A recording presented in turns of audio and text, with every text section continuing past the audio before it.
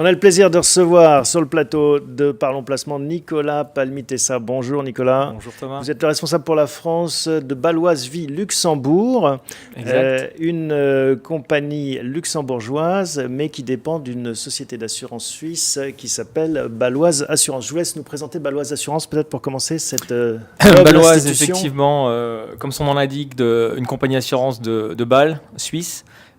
Plus de 150 ans d'existence par rapport à sa création.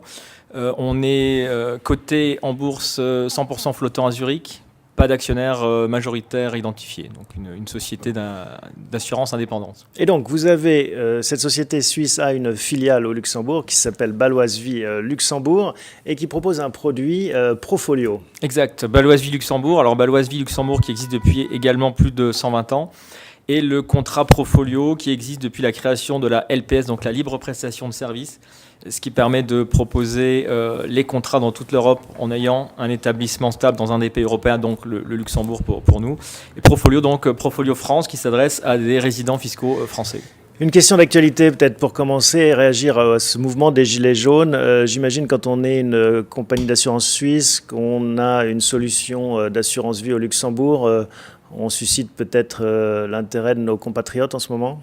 Vous voyez ça clairement ? Oui, on a eu un petit regain d'intérêt sur ces dernières semaines, effectivement, sur les placements à Luxembourg, par rapport en fait à une diversification géographique du placement finalement des épargnants, en disant voilà, je vais diversifier géographiquement mes placements, donc à Luxembourg par rapport à un contrat luxembourgeois. Il n'y a aucun lien avec la France, du coup, hein, d'un point de vue juridique, c'est complètement hermétique. Hein. Exact. En plus, nous, on est effectivement compagnie suisse établie à Luxembourg, proposant des contrats à des résidents français, donc on n'a effectivement aucun lien avec la France. Oui. Alors, on va revenir sur les charmes de l'assurance vie dans le Grand-Duché. On va commencer par le triangle de sécurité. Est-ce que vous pouvez nous rappeler en quoi consiste ce fameux triangle de sécurité ?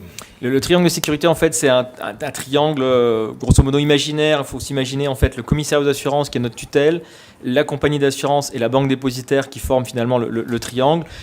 Triangle de sécurité, pour en dire deux mots rapidement, c'est en fait le système de ségrégation des actifs au niveau des comptes, c'est-à-dire que l'épargne placée au niveau des contrats d'assurance vie luxembourgeois est hors bilan des compagnies, placée sur des comptes bancaires distincts en fait. Bon, pour le dire de façon encore plus abrupte, si une compagnie d'assurance française fait faillite, votre contrat disparaît. Si c'est le cas, si votre compagnie, ce qu'on ne vous souhaite pas, luxembourgeoise fait faillite, les actifs qui sont logés dans ce contrat d'assurance vie me reviennent. Exact. En fait, par rapport au triangle de sécurité, à la ségrégation des actifs, les actifs étant ségrégés du bilan de la compagnie, si la compagnie tombe en liquidation, les actifs, les avoirs placés des souscripteurs ne rentrent pas dans le bilan, donc ne rentrent pas dans la liquidation, effectivement. Et il y a aussi la notion de super privilège. Le super privilège, c'est ce qui vient au-dessus de ce triangle de sécurité, c'est en fait ce qui donne un super privilège, comme son nom l'indique, aux souscripteurs, et ils arrivent au niveau des créanciers à un niveau bien plus élevé que les compagnies françaises, en fait. À partir de combien c'est intéressant d'aller frapper à votre porte? Quel montant? J'imagine que ce n'est pas pour 3 000 € qu'on va franchir la frontière. On a eu effectivement sur ces dernières années, sur ces 10 dernières années, il y a 10 ans en fait, le contrat luxembourgeois était vraiment plus ou moins attribué à des grandes fortunes. Et c'est vrai que le montant moyen d'un contrat est en diminution. On doit avoir plus ou moins un contrat moyen en ce moment sur 2017-2018 entre 500 000 et 1 million d'euros, avec un seuil d'accès à 100 000 € en fait. Donc dès 100 000 €, c'est vrai que le contrat luxembourgeois commence à être intéressant. Sous les 100 000 €, c'est moins intéressant par rapport effectivement au schéma de construction du contrat en fait. Parce qu'il y a des frais importants ? Pas forcément, mais en fait, sous les 100 000 €, enfin, quand vous êtes entre 100 000 et 250 000 €, vous êtes sur des fonds externes, ce qu'on appelle multi-support, comme vous les connaissez en France, avec une sélection de fonds d'une liste d'à peu près 400-500 fonds, avec une sélection d'actifs, donc de fonds. Et quand on est au-dessus des 250 000 €, on va être sur des fonds internes dédiés, où là, on va vraiment pouvoir accéder à la puissance du contrat luxembourgeois, c'est-à-dire qu'on va choisir une banque dépositaire.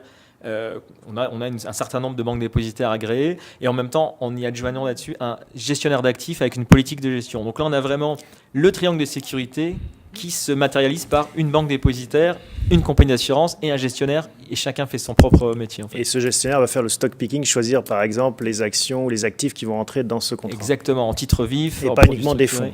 Pas uniquement des fonds. Alors justement, il faut peut-être s'arrêter un instant sur ce sous-jacent parce que vous ne proposez que des unités de compte, hein. Il n'y a pas de fonds euros en fait. Exact, oui, le fonds euro étant une invention purement française, c'est surtout les compagnies franco-françaises à Luxembourg qui proposent du fonds euro. Étant suisse, le fonds euro n'existe pas, en tout cas chez nous, donc on n'a que effectivement une offre en unité de compte, ce qui n'empêche d'aller finalement chercher un profil un peu prudent. Oui, parce que par les temps qui courent, bon, c'est moins vendeur du coup. Oui, exact. C'est vrai qu'on a fait cet effet aussi en disant, effectivement, les souscripteurs me disent souvent, moi je parle les marchés qui sont un petit peu volatiles, je préfère avoir un fonds euro pour me sécuriser. Mais le revers de la médaille, c'est qu'effectivement, est-ce qu'on se sécurise vraiment en étant sur un fonds euro par rapport, on l'entendait tout à l'heure avec l'Italie, la dette, etc.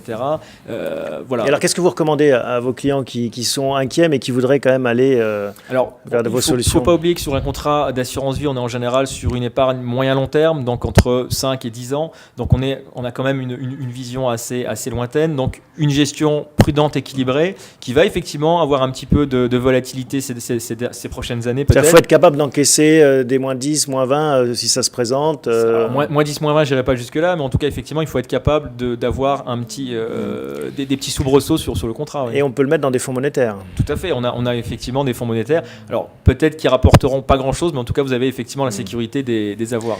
Des devises aussi diverses et variées sont accessibles? Des devises, le contrat est accessible sur les 4 principales devises qui sont l'euro, la livre sterling, le franc suisse et le dollar. C'est-à-dire qu'on peut libeller le contrat en ces 4 ou 5 devises. Donc on peut faire des entrées et sorties de fonds sur ces devises. Et également au niveau du fonds interne dédié, quand on a un gestionnaire d'actifs qui gère cette poche, on peut accéder à des devises type couronne norvégienne ou suédoise, des choses comme ça. On a pas mal en ce moment de demandes sur des fonds dédiés gérés uniquement en franc suisse et déposés également dans des banques suisses, donc contrat luxembourgeois, banque suisse, gérée en franc suisse, pour sortir du risque zone euro quelque part. D'accord. Les expatriés sont friands, je crois, de votre produit notamment parce que ça permet d'avoir une base, quel que soit le pays où l'on travaille. Oui, tout à fait. Nous, en fait, on couvre 15 pays depuis Luxembourg, donc on peut proposer notre contrat à des résidents de 15 pays européens. La France fait partie d'un des gros pays de collecte, avec le Portugal, la Belgique, l'Espagne, l'Italie. Et surtout, en fait, au niveau fiscal, donc la fiscalité va coller finalement à la fiscalité de votre pays de résidence. Donc un Français va être fiscalisé comme s'il avait une compagnie d'assurance française avec la fiscalité qu'on connaît sur les contrats d'assurance vie. Et le Luxembourg, lui, est transparent fiscalement. C'est-à-dire que si vous souscrivez en étant français, mais que vous bougez ensuite en Europe, on va s'adapter au pays dans lequel vous vous retrouvez. En fait. La fiscalité vous suivra. Une dernière question sur Sapin 2. On rappelle que cette loi est entrée en vigueur en 2016 et permet, si le cas se présente, de geler en partie les contrats d'assurance vie pour éviter que tout le monde ne veuille prendre la porte de sortie en même temps. Est-ce que ça a eu un effet aussi sur vos encours, vos souscriptions? On a eu un effet, effectivement, Sapin 2 l'année dernière, étant donné que nous, on n'a pas de fonds euro. Donc, on regarde un peu le fonds euro avec un œil un peu étrange chez nous, parce qu'effectivement, pour rappeler le fonds euro, on a finalement un taux garanti, une liquidité garantie et un rendement qui est également positif garanti. Et il y a un des 3 points qui est en trop finalement sur les marchés financiers, parce qu'on ne peut pas trouver un produit qui allie ces 3 points. Et donc, le régulateur l'a bien compris. Donc, s'est donné la possibilité de supprimer la liquidité sur le fonds euro. Temporairement, jusqu'à 6 mois. Jusqu'à 6 mois, effectivement. Donc le fait de ne pas avoir de fonds euros, les épargnants finalement qui ont peut-être des fonds euros d'un certain côté et qui veulent sécuriser une partie des avoirs sur lesquels soit ils savent qu'ils ne vont pas avoir de retrait, soit ils veulent pas entendre parler des fonds euros, effectivement, on a eu un effet positif, en tout cas chez nous, Sapin 2. Oui. Nicolas Palmitessa, responsable France de Baloise Vie Luxembourg. Merci beaucoup pour ces explications. Le produit s'appelle Profolio. Profolio, c'est ça. Voilà. Profolio et Procapi pour le contrat de capitalisation, le pendant du contrat d'assurance vie. Bon, merci de nous avoir rendu visite. À bientôt. Merci à vous. On va nous en parler. Merci à vous tous de nous avoir suivis. Merci pour vos questions. Merci pour votre fidélité. On se retrouve l'année prochaine pour de nouveaux épisodes de Parlons Placement.